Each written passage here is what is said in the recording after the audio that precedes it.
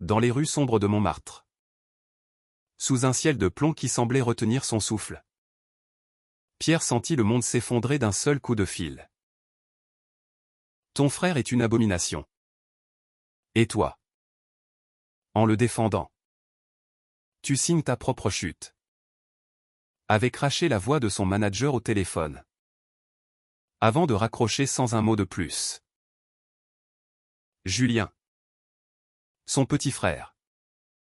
Gisait à ses pieds. Le visage tuméfié par les poings de leur propre père. Qui venait de le chasser de la maison familiale comme on jette un chien galeux. Pierre. Le cœur battant à rompre. Releva Julien et jura en silence, il ne laisserait personne briser cet amour pur. Même si cela signifiait tout sacrifier. Paris. Cette ville des amours éternels et des cœurs brisés. Devint le théâtre d'une tempête qui emporta Pierre dans un tourbillon de gloire éphémère et de solitude abyssale. À 32 ans. Il était déjà une étoile montante de la scène musicale française. Sa voix rauque et veloutée portant des ballades qui faisaient vibrer les âmes dans les cabarets enfumés du Marais. Ses chansons parlaient d'amour sans chaîne. De nuits volées aux conventions. Inspirées par les confidences murmurées de Julien lors de leur promenade le long de la Seine. Julien. 28 ans. Artiste peintre aux doigts tachés de couleurs vives. Avait toujours été le confident de Pierre. Celui qui peignait les tourments intérieurs de son aîné sur des toiles criantes de vérité. Tout donné à Lyon d'un père ouvrier rigide et d'une mère effacée. Ils avaient fui la province pour la capitale. Cherchant dans les ruelles pavées un souffle de liberté que leur sang familial leur refusait. Ce soir fatidique d'automne 2015. Tout bascula lors d'un dîner familial tendu. Organisé pour fêter le contrat majeur de Pierre avec une maison de disques parisienne. La table croulait sous les plats lyonnais de saucisses aux lentilles. Fromages odorants mais l'air était lourd de non-dits. Leur père. Henri. Un homme de 60 ans aux épaules voûtées par des années d'usine. Fixait Julien avec un dégoût mal dissimulé depuis que le jeune homme avait osé avouer son amour pour un garçon nommé Lucas. Un étudiant en littérature rencontré lors d'une expo au Louvre. C'est contre nature. Fiston. Tu salis notre nom. Avait tonné Henri. Son verre de vin rouge tremblant dans sa main calleuse. Julien. Les yeux baissés sur son assiette intacte. Avait murmuré, père. L'amour n'est pas un crime. Pierre. Assis en face. Avait senti une bile acide monter en lui. Comment pouvait-il rester silencieux? Son frère. Ce rayon de lumière dans leur enfance grise. Méritait mieux que ces chaînes invisibles. D'un bond, Pierre se leva. Renversant sa chaise dans un fracas qui fit taire la pièce. Assez. Hurla-t-il. Sa voix de chanteur résonnant comme une note finale déchirante. Julien est mon frère. Ton fils? Et son cœur bat pour qui il veut. Si tu ne peux l'accepter. C'est toi l'abomination ici. Les mots jaillirent comme un torrent. Libérant des années de rancœur contenue. Leur mère? Marie. 58 ans.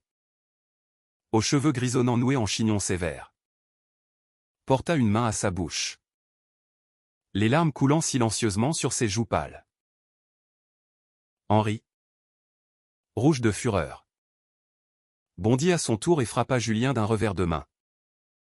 Envoyant le verre d'eau voler en éclats sur le carrelage. Pierre s'interposa. Recevant le coup destiné à son cadet. Son arcade sourcilière s'ouvrant en une entaille sanglante. Sors d'ici. Traître, rugit Henri.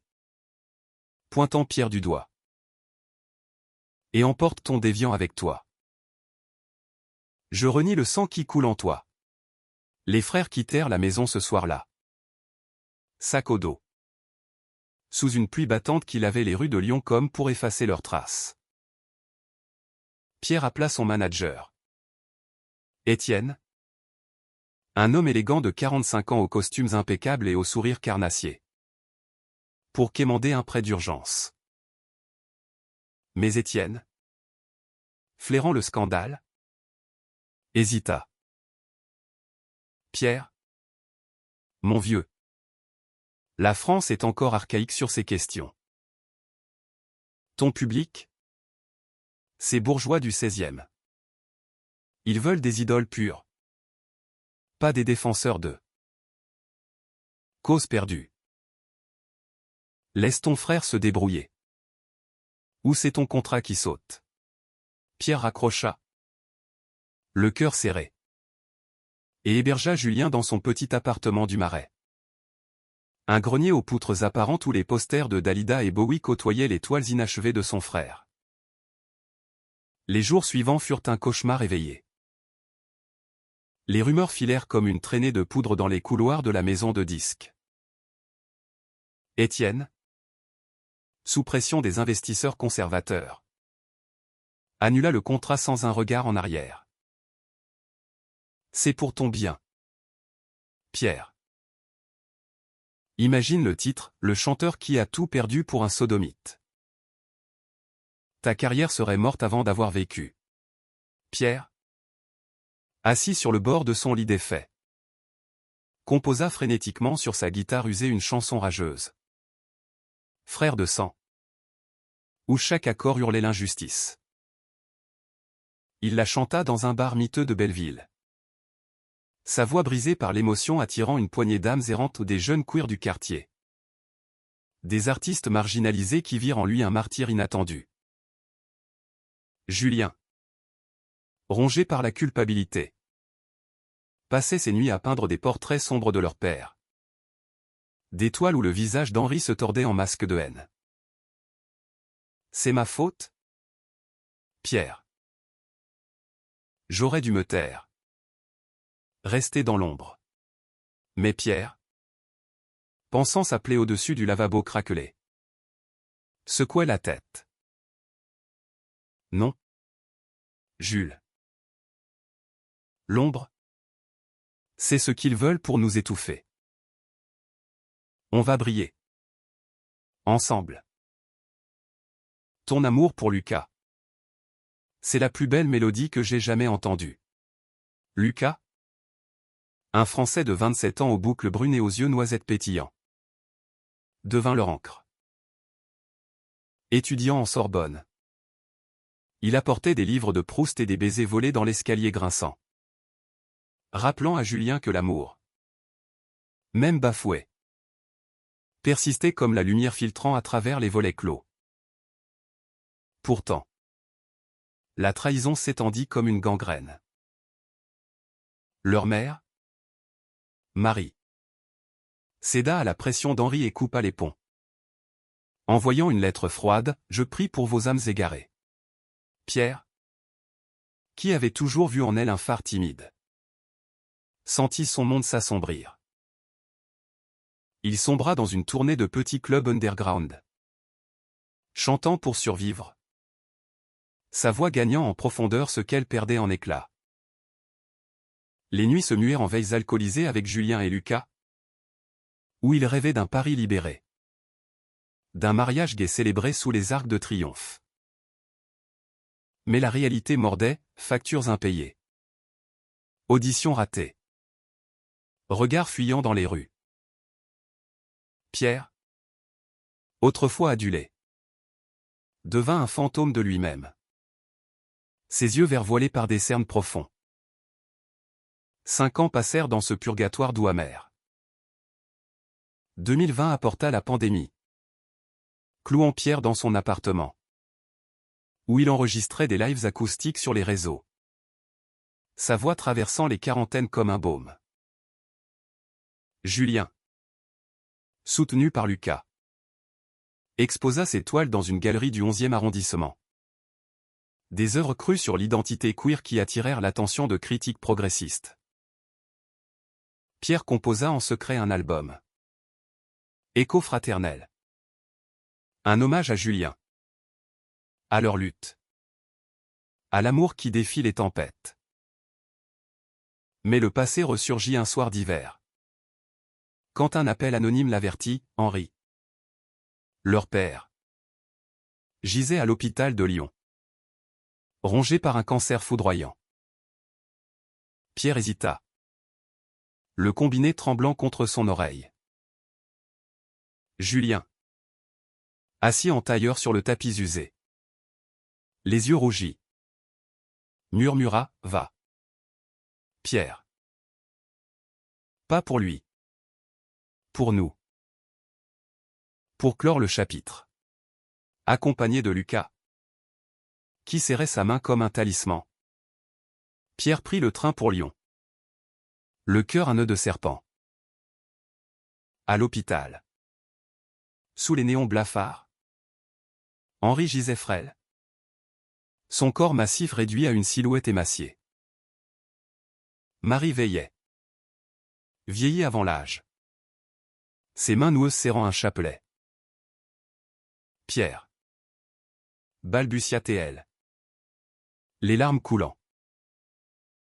Henri, les yeux mi-clos, tourna la tête. Fils. J'ai eu tort. Ces mots, susurrés comme un vent mourant, brisèrent quelque chose en Pierre. Il s'assit au chevet, racontant sans filtre les années de silence. Les nuits où Julien avait pleuré dans ses bras. Les chansons nées de leur douleur commune. Tu nous as trahis, père. Mais l'amour. L'amour de Julien pour Lucas, c'est plus fort que ta haine. C'est ce qui nous a gardés vivants. Henri. Le souffle court. Tendit une main tremblante. Je l'ai vu. À la télé. Ton frère. Son expo. Et toi. Ta voix. Elle porte notre sang. Purifié. Dans un sursaut. Il avoua, des années à cacher sa propre honte. Un frère aîné perdu aux années 80. Emporté par le sida dans l'ombre de l'homophobie française naissante. J'ai projeté ma peur sur lui. Sur vous. La réconciliation fut fragile.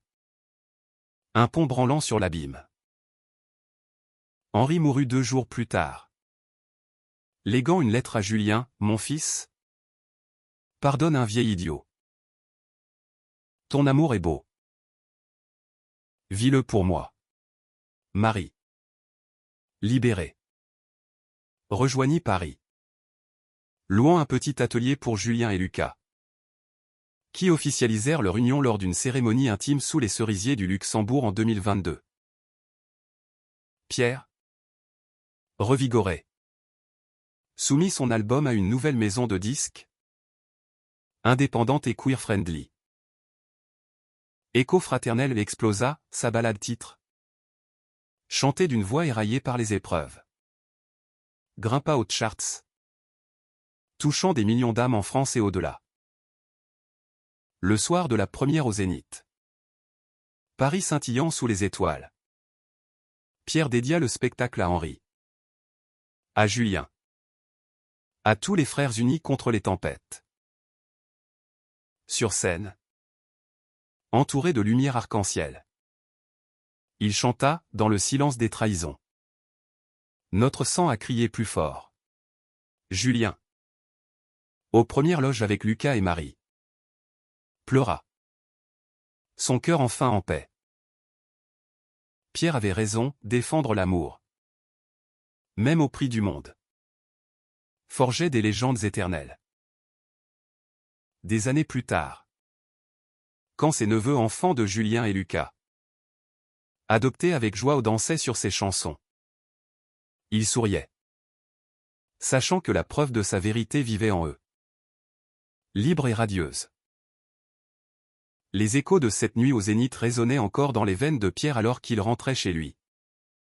Le marais endormi sous un voile de brume automnale. À 37 ans maintenant. Sa voix avait mûri comme un vin rare, portant les cicatrices de batailles invisibles. Julien, 33 ans, avait transformé son atelier en un havre de couleurs. Ou Lucas, devenu professeur à la Sorbonne, lisait des poèmes à leurs deux fils adoptifs. Théo de 4 ans aux boucles folles et Elias de 2 ans aux yeux curieux. Marie, grand-mère épanouie, tricotait des écharpes aux motifs arc-en-ciel. Son rire timide emplissant l'air d'une douceur nouvelle. Mais la gloire n'effaçait pas les ombres.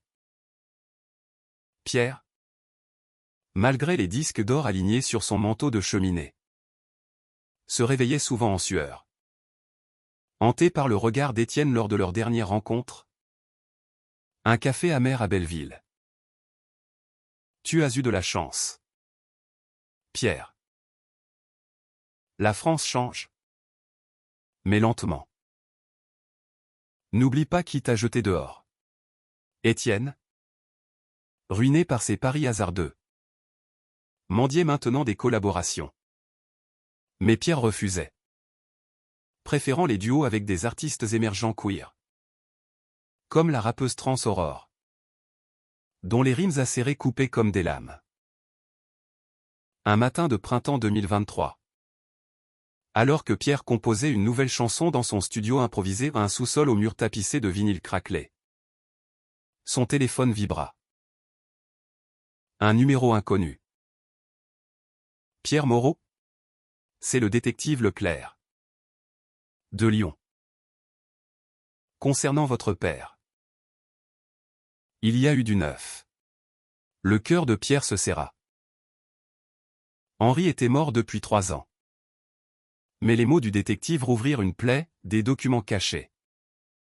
Un testament secret. Et surtout, une affaire enfouie impliquant Étienne. Votre manager d'alors. Il a saboté plus que votre contrat. Il a trempé dans un chantage contre votre famille. Le choc le cloua sur place.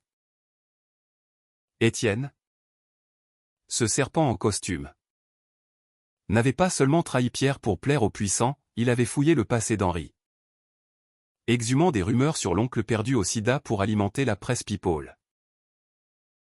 Pire, des enregistrements volés lors du dîner familial, utilisés pour faire pression sur des sponsors homophobes. Pierre, les poings serrés. Appela Julien. Viens. Frangin. On va déterrer les os. Julien arriva en trombe. Lucas au volant. Leurs fils endormis sur la banquette arrière. Ensemble, ils plongèrent dans les archives, voyageant à Lyon sous un ciel chargé de nuages bas. Le cabinet du détective, niché dans une ruelle grise près de la Pardieu, puait le tabac froid et les secrets rances. Leclerc, un quinquagénaire bedonnant aux lunettes épaisses, étala des dossiers jaunis. Votre père a payé cher pour taire l'histoire de son frère. Antoine.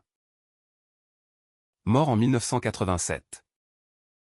Ostracisé par la famille. Étienne l'a su via un contact à la maison de disques, un vieux ragot d'usine. Il a menacé de tout balancer si vous ne vous rétractiez pas sur la défense de Julien. Pierre sentit une nausée monter. Et le contrat? C'était un piège? Leclerc hocha la tête. Plus qu'un piège. Du chantage pur. Mais Henri, sur son lit de mort, a tout confessé à un notaire. Il voulait que vous sachiez, il regrettait. Et Étienne devait payer. La révélation frappa comme un uppercut. Pierre, qui avait porté le poids de la trahison comme un boulet, comprit soudain, son père, dans ses derniers instants, avait vu la lumière. Julien, pâle, serra l'épaule de son aîné. On le confronte? Pour de bon? Pierre acquiesça. Une détermination farouche allumant ses yeux verts. Ils tendirent un piège à Étienne, une invitation feinte à un concert privé. Dans un loft du canal Saint-Martin. Où les caméras cachées guettaient. La nuit venue. Sous les guirlandes lumineuses et les accords jazz d'un quartet improvisé. Étienne arriva. Son sourire faux plaqué comme un masque. À 50 ans. Il avait forci. Ses cheveux grisonnants peignaient en arrière. Mais ses yeux fuyants trahissaient la panique. Pierre l'accueillit d'une accolade froide. Sa voix mielleuse, viens. Vieux ami. Une chanson pour le bon temps. Assis sur un canapé en cuir patiné. Entouré de Julien. Lucas et Aurore. Pierre lança l'enregistrement. La voix d'Henri emplit la pièce. Faible mais clair, Étienne. Tu as détruit mes fils pour ton gain. Confesse. Ou que Dieu te juge. Étienne blêmit. Son verre de whisky se brisant dans sa main. C'est du passé. Pierre. Tu es une star maintenant. Laisse couler. Mais Pierre. Debout. Sa silhouette élancée dominant la lumière tamisée. Secoua la tête.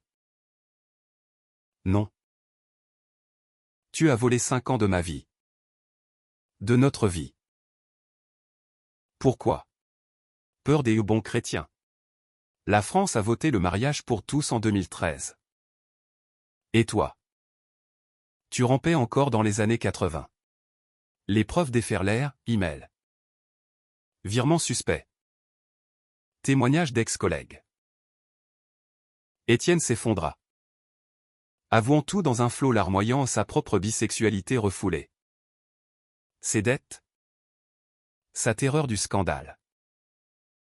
La confrontation se mua en catharsis. Julien. La voix tremblante. Parla pour la première fois de la nuit du dîner. Des bleus qui avaient marqué sa peau et son âme. Tu nous as traités comme des monstres. Mais c'est toi qui l'étais. Lucas? Protecteur. Enlaça Julien. Tandis qu'Aurore filmait discrètement pour un podcast militant. Étienne? Brisé. Promis de témoigner. De rembourser. De se faire soigner. Pierre? Au lieu de la haine. Offrit une main, va. Et vivrait. C'est la seule preuve qui compte. Les mois suivants furent un tourbillon judiciaire et médiatique. L'affaire éclaboussa les tabloïds. Mais cette fois, Pierre contrôlait le récit. Son album live, enregistré lors de cette nuit fatidique, devint un manifeste, vérité en accord, où chaque piste disséquait la trahison, l'amour fraternel, la rédemption. La France, en pleine vague MeToo queer, acclama. Pierre fut invité à l'Élysée, décoré pour son engagement. Tandis que Julien ouvrait une fondation pour artistes LGBTQ+ à Lyon. Rebaptisée Écho d'Antoine en hommage à leur oncle fantôme. Un soir d'été 2025. Sur les berges de la Seine. Pierre et Julien s'assirent. Pieds dans l'eau. Une bouteille de Beaujolais entre eux. Théo et Elias couraient après des lucioles. Lucas et Marie riant à leur côté. Tu avais raison. Frangin. Murmura Julien. Les yeux sur l'horizon où la tour Eiffel scintillait. Défendre l'amour. C'est gagner la guerre. Pierre sourit. Sa voix un murmure chantait, et le monde nous a suivis. Dans ce crépuscule doux. La preuve ultime rayonnait, non dans les trophées ou les lois, mais dans les cœurs libérés. Unis contre les ombres du passé. Pourtant, même dans cette quiétude conquise, des fissures subtiles persistaient, comme les veines d'un marbre ancien. Pierre, à l'apogée de sa carrière, sentait le poids d'une solitude nouvelle. Les admirateurs l'assaillaient de déclarations enflammées. Mais aucun ne touchait l'âme profonde qu'il réservait à sa musique. Lors d'une tournée en province Lille, Marseille, Bordeaux, il croisa des histoires miroirs, un jeune chanteur lyrique forcé au placard par sa famille. Une drag queen chassée de son village provençal. Chaque rencontre ravivait la flamme, mais creusait le vide. Pierre, tu sauves des vies avec tes mots, lui disait Aurore lors d'un after-show à la Cigale.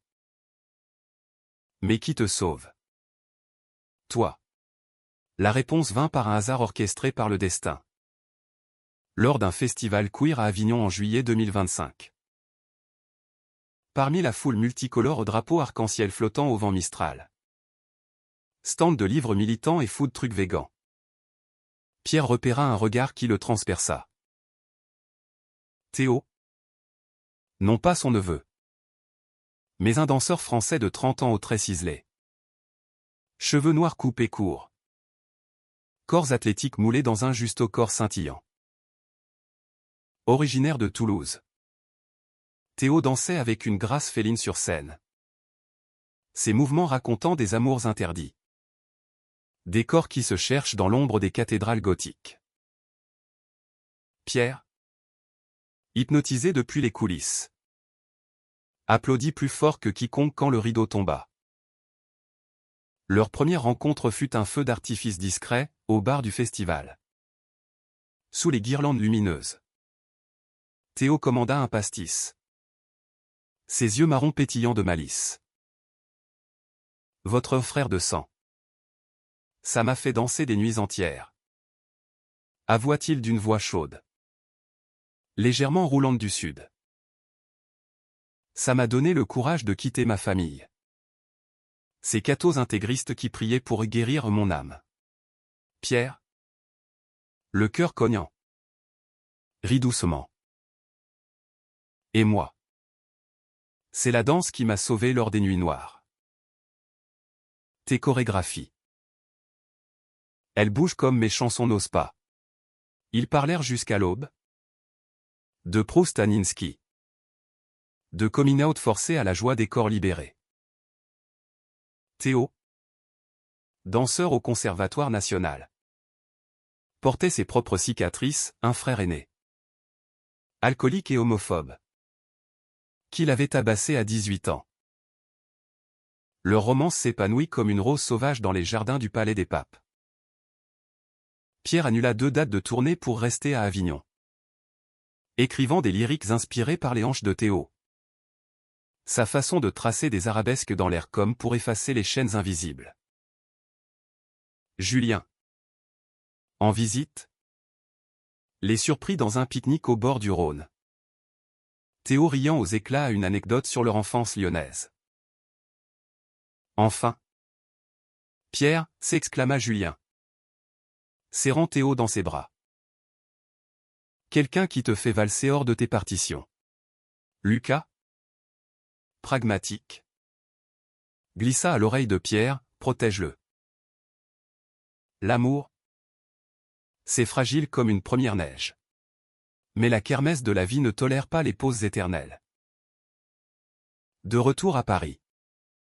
La presse s'empara de leur idylle, le chanteur héros queer et son prince de la danse, un duo explosif. Les flashs crépitaient lors de leur première sortie officielle. Main dans la main au café de Flore. Où Pierre commanda 2 croissants et un café noir. Théo un thé vert avec un sourire espiègle. Pourtant. Sous la surface. Des ombres planaient. Étienne. En probation après son aveu. Rôdait sur les réseaux. Postant des insinuations voilées sur les stars qui oublient leurs racines. Et pire, des lettres anonymes arrivèrent chez Pierre. Taché d'encre rageuse, traître à ton sang. Tu corromps la jeunesse avec tes vices. Pierre. Stoïque en public. Confia ses peurs à Théo lors d'une nuit orageuse. Lové dans les draps froissés de l'appartement marseillais. Et si l'histoire se répète? Si je te perds comme j'ai failli perdre Julien? Théo. Traçant des cercles sur la poitrine de Pierre. Murmura, alors on dansera dans la tempête. Ton frère m'a raconté, tu as survécu au pire. Ensemble. On est invincibles. Leur premier baiser passionné. Sous les éclairs zébrant le ciel.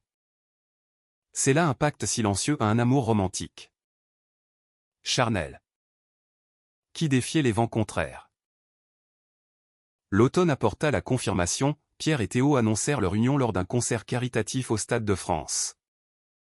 Où 80 000 voix reprirent l'écho fraternel en chœur arc-en-ciel.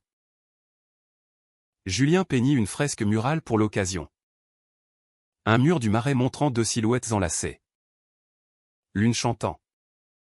L'autre dansant. Sous un ciel lyonnais étoilé. Marie. Émue aux larmes. Offrit à Théo une bague en argent ciselé. Héritage d'Antoine. Mais la kermesse tourna au drame quand un scandale éclata, Étienne. Désespéré. Fuit à l'étranger. Emportant des démos volées de Pierre. Vendu au marché noir musical. Pierre. Furieux. Lança une chasse à l'homme médiatique. Utilisant ses plateformes pour alerter. Ce n'est pas juste mon combat. C'est celui de tous les artistes volés par la trahison. Théo. À ses côtés. Chorégraphia un spectacle théâtral sur le thème. Pas trahi. Joué au théâtre du Châtelet. Où danse et musique fusionnaient en un cri d'unité.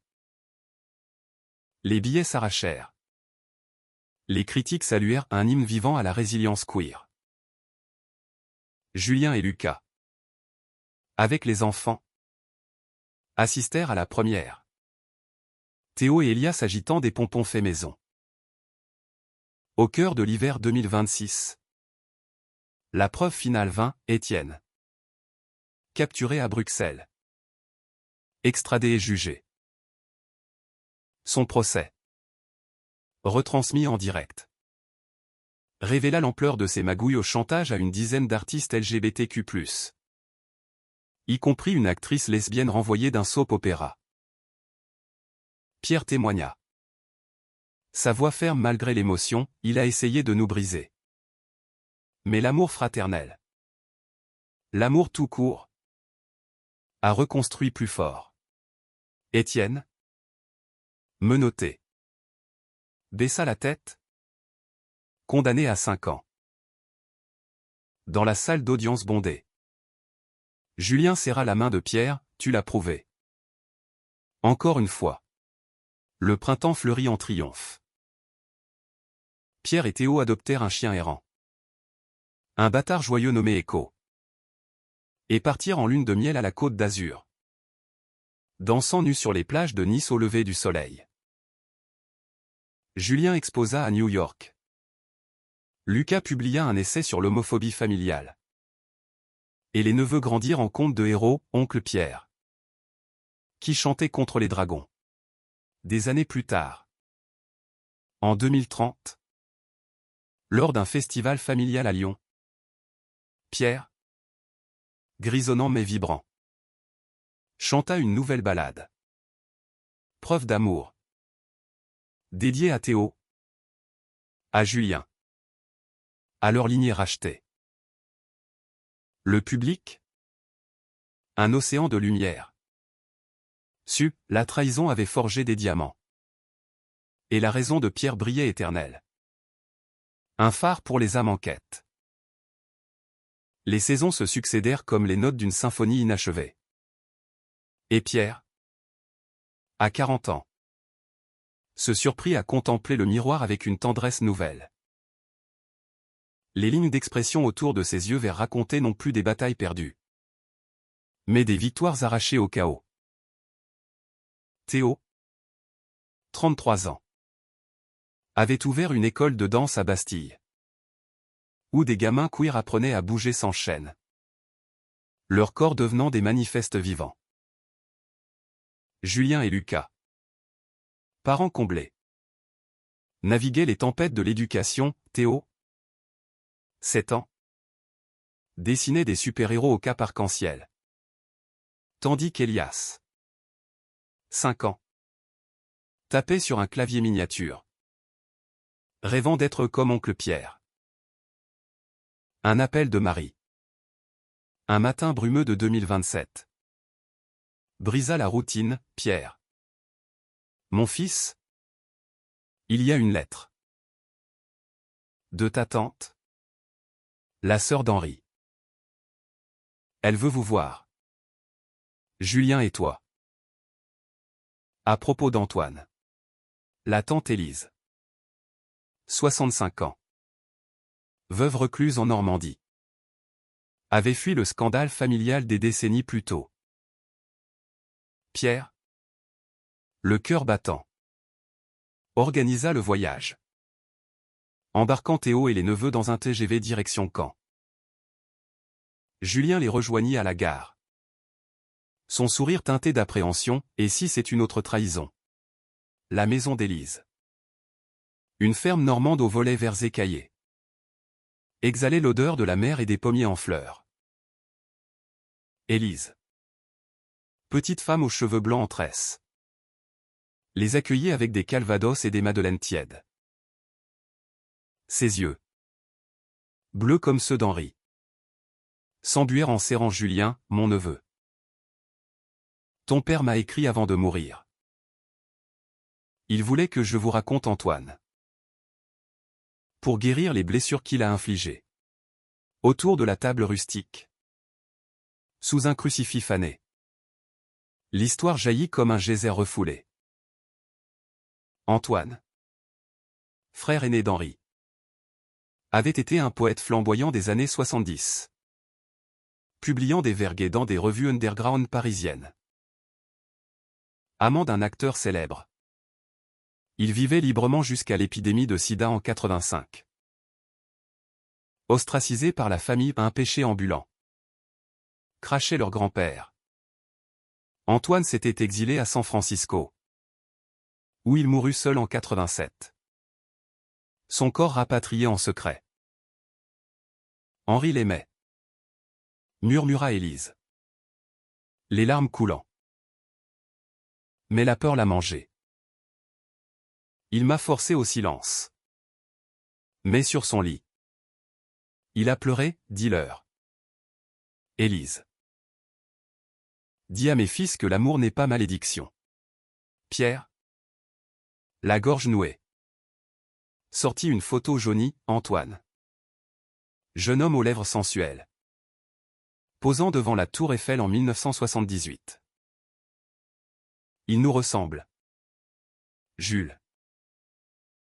Ce regard fier. Julien. Touchant le papier du bout des doigts.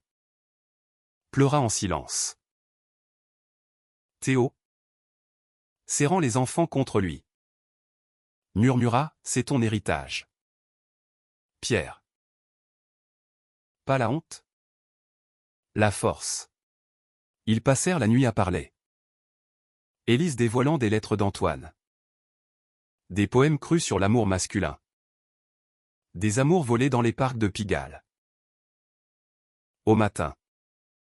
Ils plantèrent un pommier en mémoire.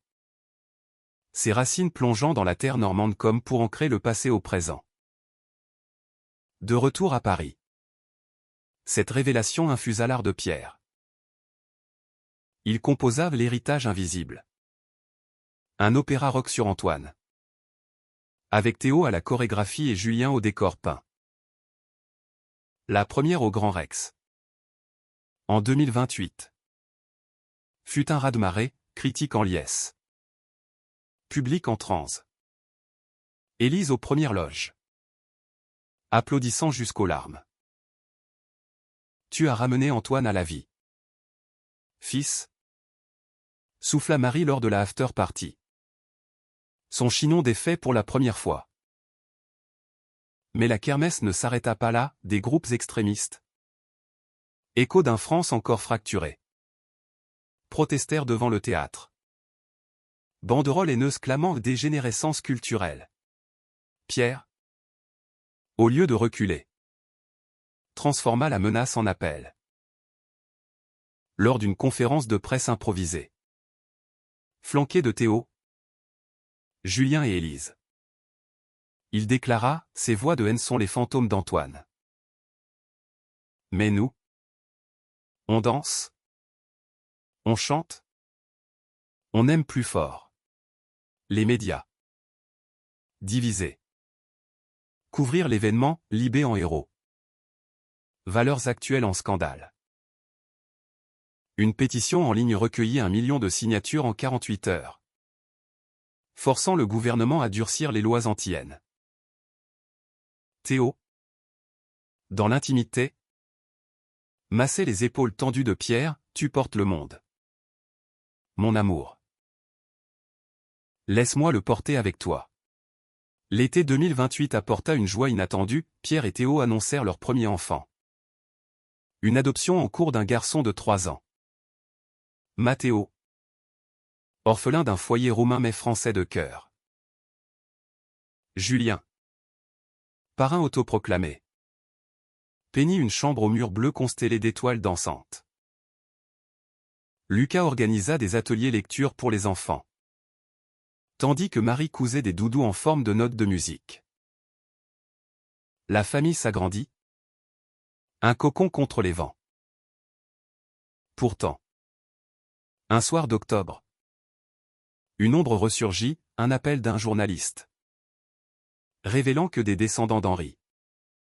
Cousins éloignés catholiques intégristes. Contestaient le testament. Réclamant la ferme normande comme héritage souillé par le péché. Pierre. Enragé. Vola à Caen avec Julien. La confrontation familiale. Dans le salon lambrissé de la mairie. Fut un duel de mots acérés. Le cousin principal. Bernard. 55 ans. Bedonnant en chemise à col dur. Crachat, Henri s'est repenti sur son lit de mort. Cette terre est pour la prière. Pas pour vos déviances. Pierre. La voix un tonnerre contenu. Riposta, repenti. Il nous a légué l'amour. Pas la haine. Antoine a dansé sur cette terre avant vous. Et son esprit y est enterré. Julien. Plus calme. Montra les lettres. Les poèmes. Prouvant la filiation spirituelle. Élise. Témoin clé. Brisa son silence, Bernard. Ton grand-père a chassé Antoine. Ne répète pas l'erreur. Le juge. Impressionné par les preuves. Trancha en leur faveur. La ferme devenant un centre culturel queer. Maison Antoine. Où atelier d'écriture et spectacle fleurirait. La victoire scella la boucle. En 2030. Lors de l'inauguration. Pierre chanta sous les pommiers en fleurs. Théo dansant avec Matteo sur ses épaules. Julien exposant des portraits d'Antoine. Les enfants riant autour. Élise. Vieillie mais radieuse. Leva son verre, à nos frères. Visible et invisible. Pierre. Entouré de son amour au Théo. Julien. La famille élargie. Sut que la preuve ultime n'était pas dans les jugements ou les charts. Mais dans ses rires libres. Ses danses sans fin. Des années plus tard. Matteo demanderait, papa. Pourquoi oncle Pierre a chanté si fort? Et Pierre répondrait, pour que ton cœur chante toujours. Mon fils. Le temps? Ce voleur doux? Filait entre les doigts de Pierre comme du sable de la dune du Pilat, où il emmenait Théo et Mathéo pour des escapades bretonnes.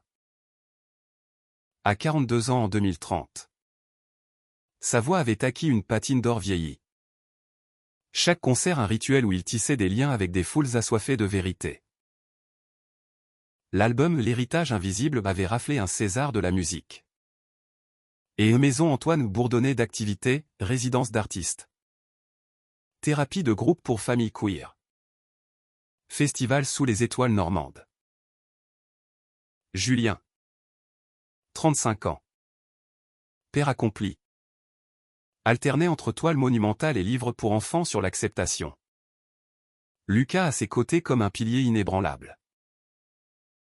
Un défi inattendu surgit lors d'une tournée européenne en 2031, à Berlin. Pierre croisa un jeune fan. Un réfugié ukrainien nommé Victor. 22 ans. Aux yeux hantés par la guerre et l'exil homophobe. Victor, danseur amateur, avait fui Kiev après un lynchage raté.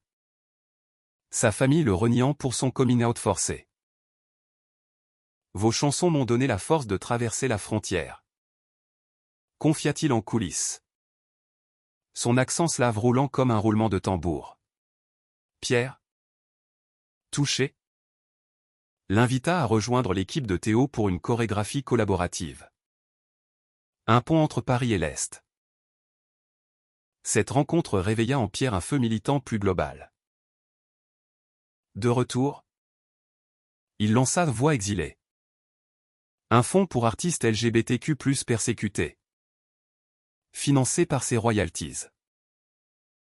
Théo, enthousiaste, intégra Victor à son école. Où Mathéo, 6 ans, apprit ses premiers pas de danse sur des rythmes slaves. Mais la machine médiatique, vorace, transforma l'initiative en buzz, interview à BFM. Couverture de Télérama. Et soudain, des menaces. Des trolls en ligne. Écho d'une extrême droite résurgente. Inondèrent ces DM de poison, rentrez dans vos placards. Où on vous brûle comme à Budapest. Pierre, habitué au coup bas, ignora d'abord. Mais lors d'un gala à l'Opéra Garnier, un incident éclata, un intrus. Un activiste anti-queer masqué balança de la peinture rouge sur la scène pendant que Théo dansait. Le chaos s'empara de la salle au cri. Flash. Mathéo hurlant dans les bras de Marie.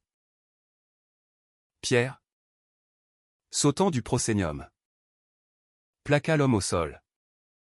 Sa voix tonnant, assez. L'amour n'est pas une cible. La sécurité intervint.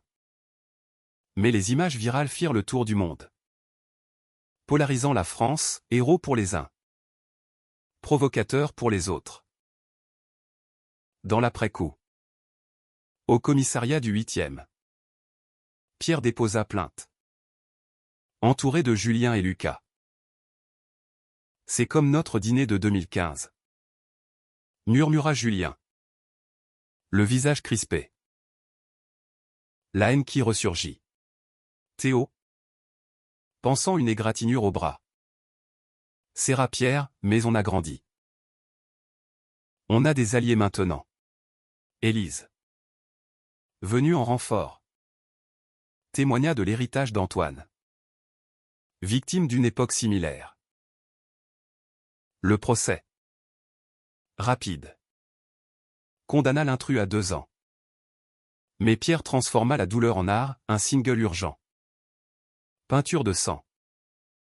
Ou savoir au hurler contre la violence. Avec Victor au cœur slave. L'impact fut colossal.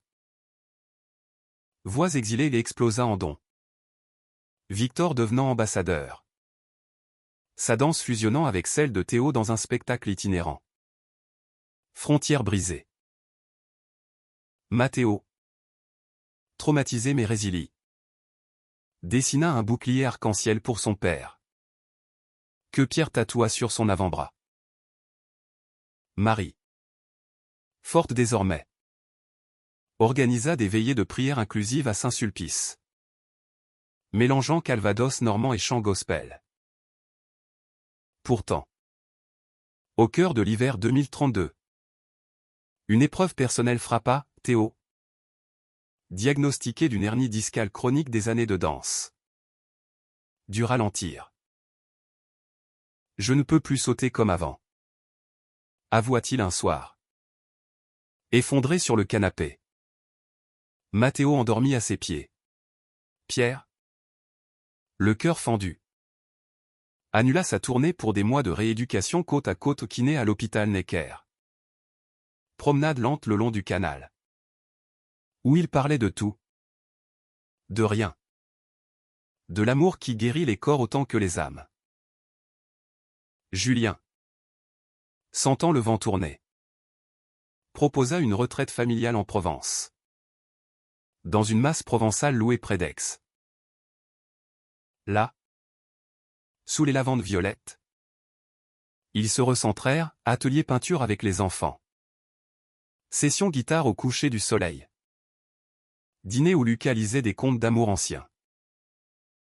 Élise arriva avec des recettes normandes revisitées.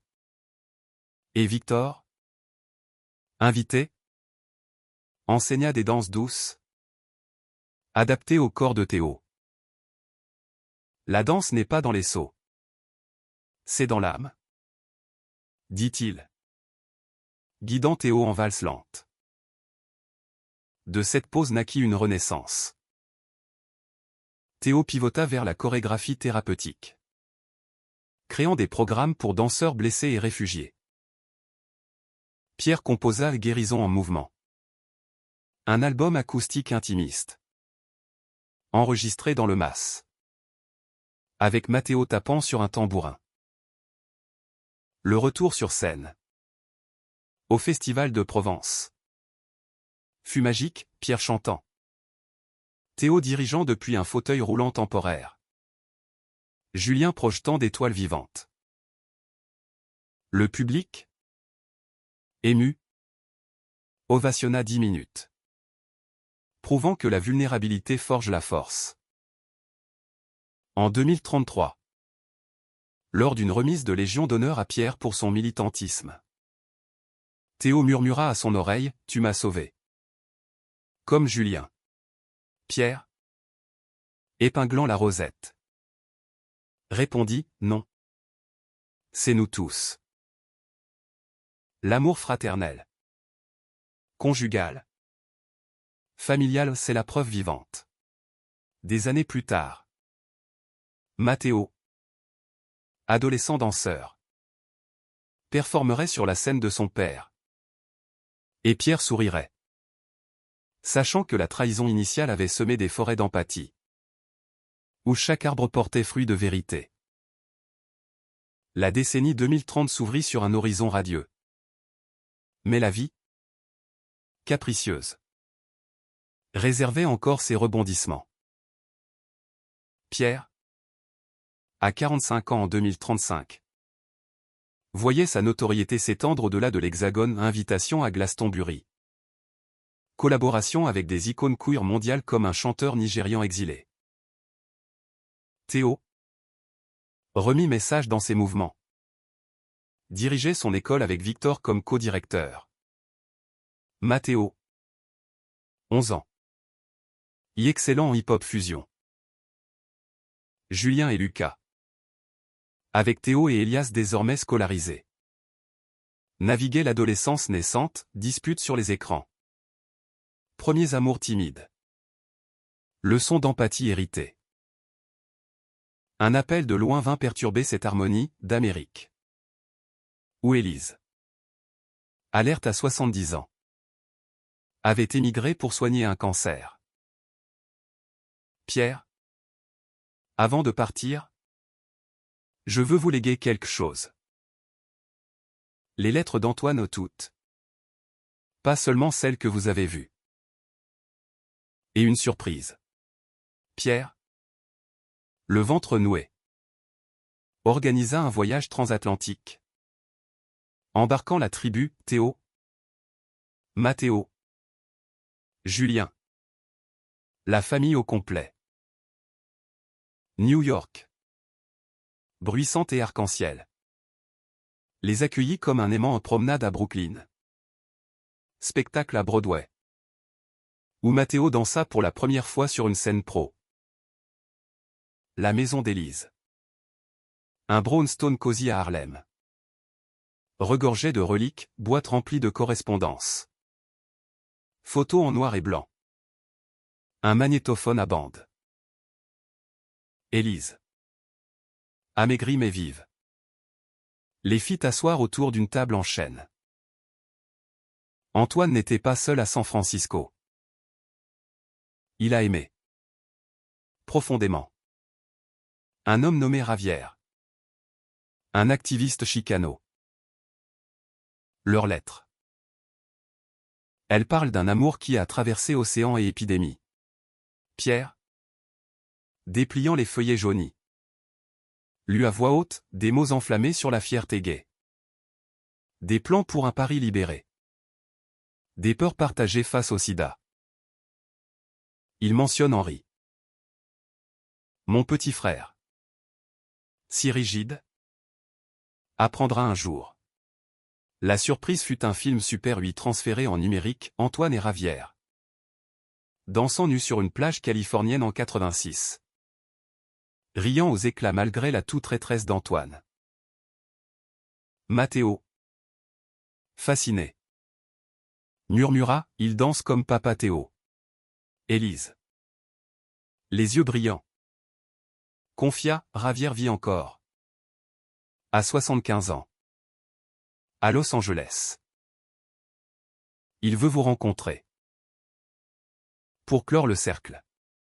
Le voyage s'étendit à la côte ouest. Un road trip en van loué. Longeant la Pacific Coast Highway. À Malibu. Ravière. Un vieux lion aux cheveux blancs en queue de cheval. Les reçut sur sa terrasse face à l'océan. Antoine parlait de vous. Les neveux imaginaires. Dit-il d'une voix rocailleuse. Accent Tex-Mex. Mes frères sauront. Un jour. Que l'amour gagne toujours. Les échanges furent un baume, Ravière raconta les marches à CTUP. Les nuits d'amour fiévreux. La perte dévastatrice. Pierre. Ému. Lui chanta l'héritage invisible a cappella. Sa voix chevauchant les vagues. Théo filma tout pour un docu familial. Julien esquissa des portraits de Ravière et Antoine enlacés. Mathéo. Inspiré.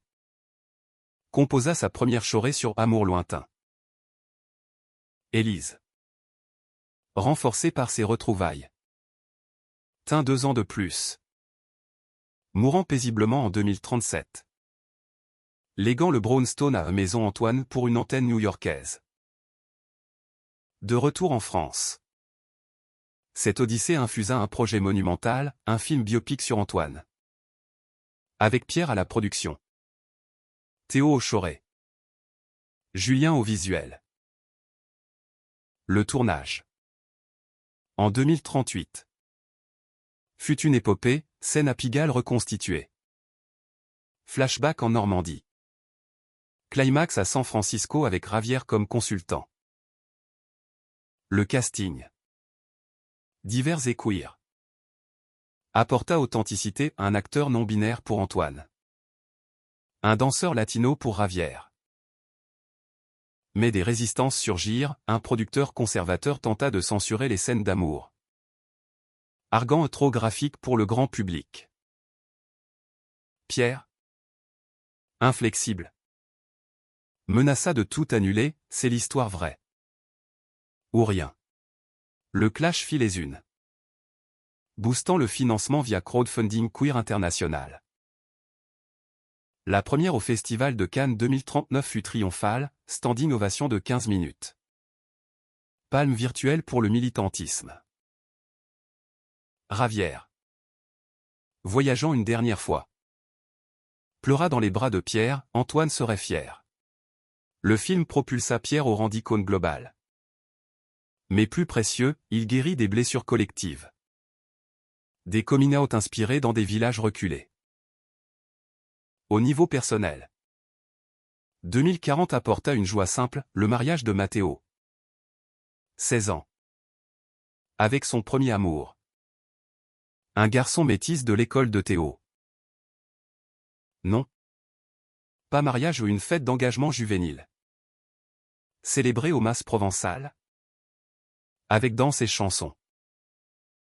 Pierre. Ému. Offrit une guitare gravée, chante ta vérité.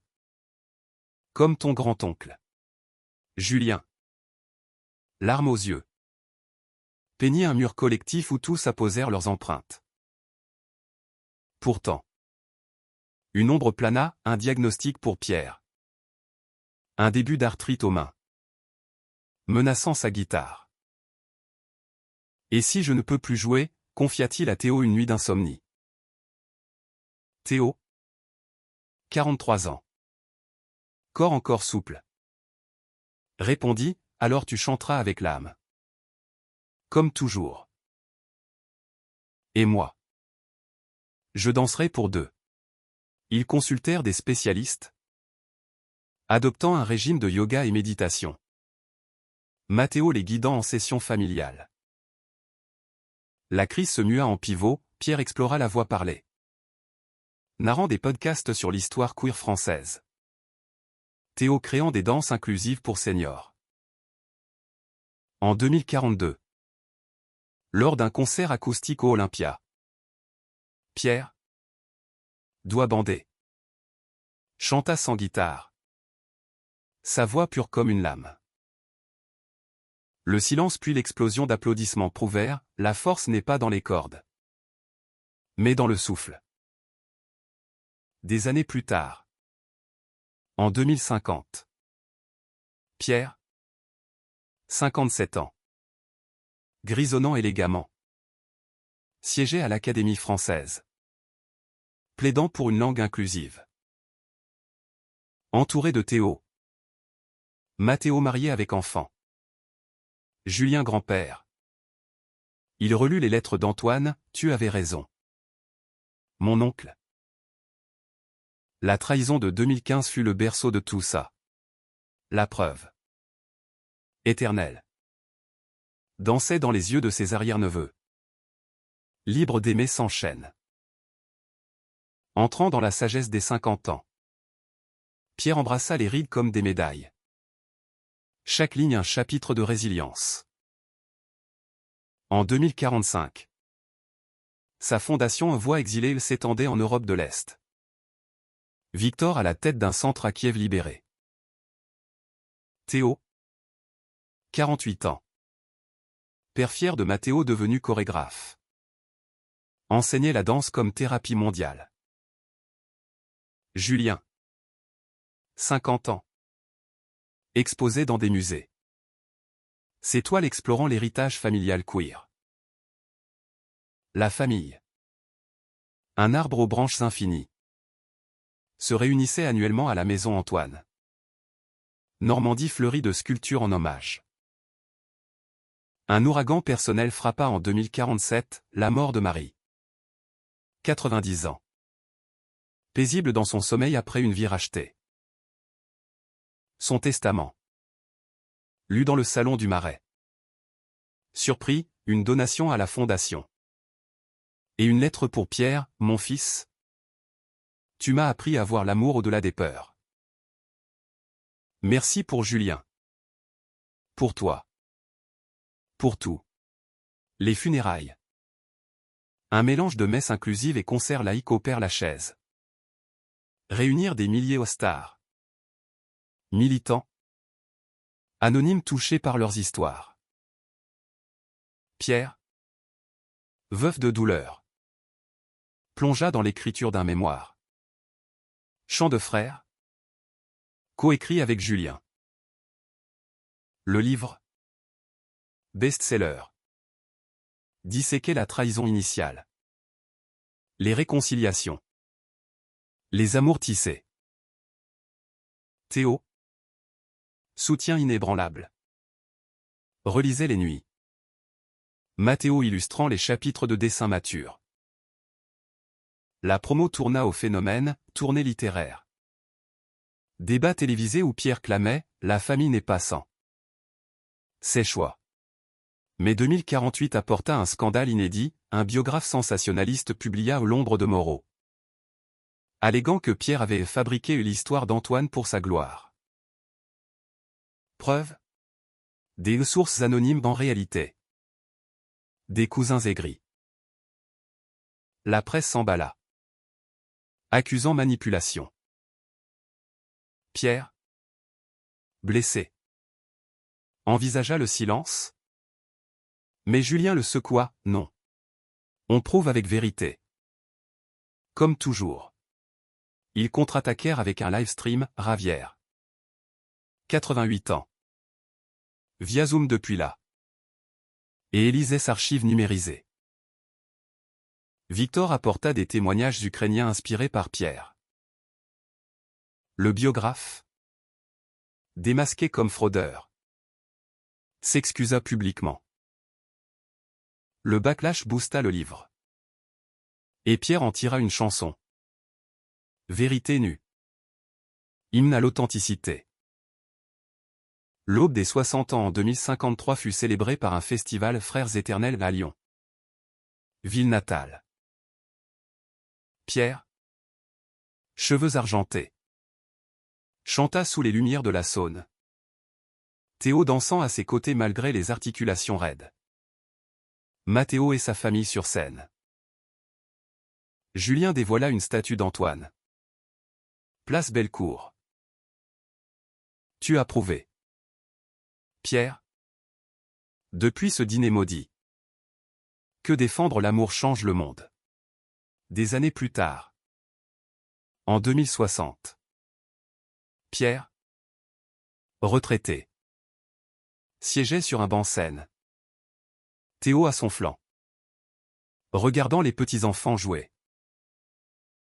Raison gagnante? Murmura-t-il. La vie? Un chant inachevé. Mais harmonieux. Les années 2060 furent un automne doux pour Pierre. 62 ans.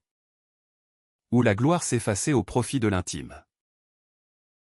Théo. 60 ans. Toujours souple d'esprit. Voyager pour des ateliers danse. Mathéo. 26 ans. Dirigeant l'école familiale. Julien. 55 ans. Mentor pour jeunes artistes. Peignait des séries sur l'amour intergénérationnel. La Maison Antoine. Réseau mondial. Formait des leaders queer.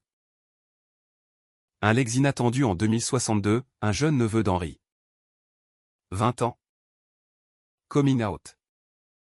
Contacta Pierre pour guidance. Ton livre m'a sauvé de la rue. Pierre. Mentor. L'accueillit. Reliant les branches brisées. Cette rédemption familiale culmina en un dîner à Lyon. Où cousins et neveux trinquèrent à Henri. À Antoine. Pierre composa une dernière ballade. Preuve dernière. Pour un album testament. Lors du lancement au Louvre. Entouré de tous. Il chanta. Voix chevrotante mais pure. Le monde applaudit. Mais son cœur savait, la vraie preuve était là. Dans les yeux aimants. En 2070. Pierre s'éteignit doucement. Entouré. Murmurant, j'avais raison. Son legs? Un monde plus doux. Où l'amour fraternel triomphe.